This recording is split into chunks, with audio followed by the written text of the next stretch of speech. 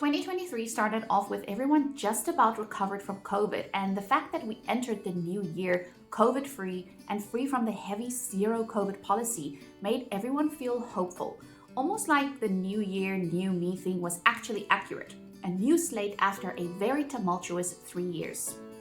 I, of course, put my little feelers out there and wanting to take a trip, but still feeling the raw anxiety of a COVID era lingering over me, decided to keep it close to home, and that is, of course, when we took our first post-COVID trip to Liaoyang. March crept upon us without warning, and everything started to change. We were settling into our new lives of no mandatory masks, no mass COVID testing, no 48-hour green codes, seemingly easing back into what life was always like. And before long, it felt like the 3 years that had gone by was some far-off distant memory that never even happened. We went to the outskirts of the city to pick strawberries, finding ourselves lost in a little town in the middle of nowhere, and took part in a volunteer activity at the Wild Bird Sanctuary. Shortly after that, I did something which I'd wanted to do for about 2 years, which was buying my e-bike. And that ultimately changed the trajectory of our entire summer. We headed off to Baiyuan for Children's Day, getting hit right in the middle of a massive storm, eerily reminiscent of the same trip we took 6 years earlier. A week later, I had COVID.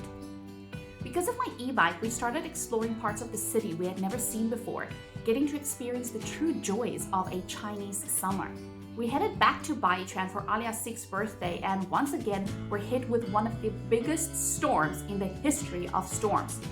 We woke up in our beach cabin the next morning, and a week later, I was sick again. I vowed to never return to Baiyuan. Between the storms and the illness, something in the universe was telling me to stay out of Baiyuan. My baby girl graduated from kindergarten in a very emotional way, and I realized we had reached the end of an era. Time was slipping by us in a way neither of us had noticed, and we needed to hold on to the moments for as long and tightly as possible.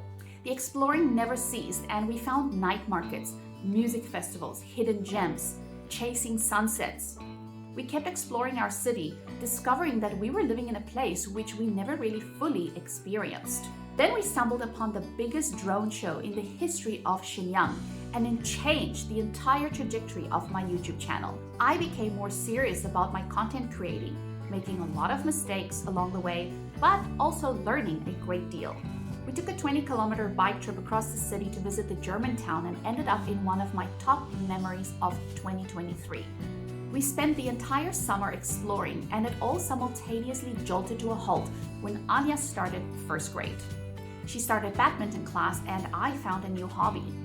Our trip to Kazuo reminded me once again why I love living here so much. Small, mundane moments turn into the most unexpected, and I fell in love with mountain climbing. We conquered our first Chinese mountain, and I felt a pang of despair as I realized the season is ending, and soon we won't be able to do things like this anymore. The air started to change, along with all the trees across the city. Autumn was gone in the blink of an eye, and we had our first snowfall of winter 2023. We had many good meals during a time that I now look back on as being a blur. November and December raced past us with many shared illnesses between us and 1 or 2 mental health crises. Something odd happened to me in the middle of December that had shifted my mind in a direction that I was not prepared for, almost seizing my entire existence as a functional human being. I was shook to my core and trying to find my way back to the surface of a lake that was just drowning me. We got our last snow of 2023, and I found myself wondering what 2024 has in store for us.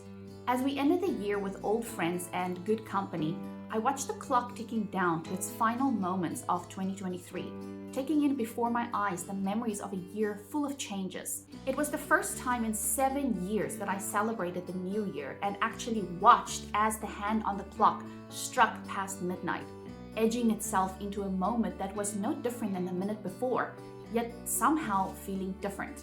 I don't know what 2024 has in store for us, but I sure hope that you will stick with us during the ride.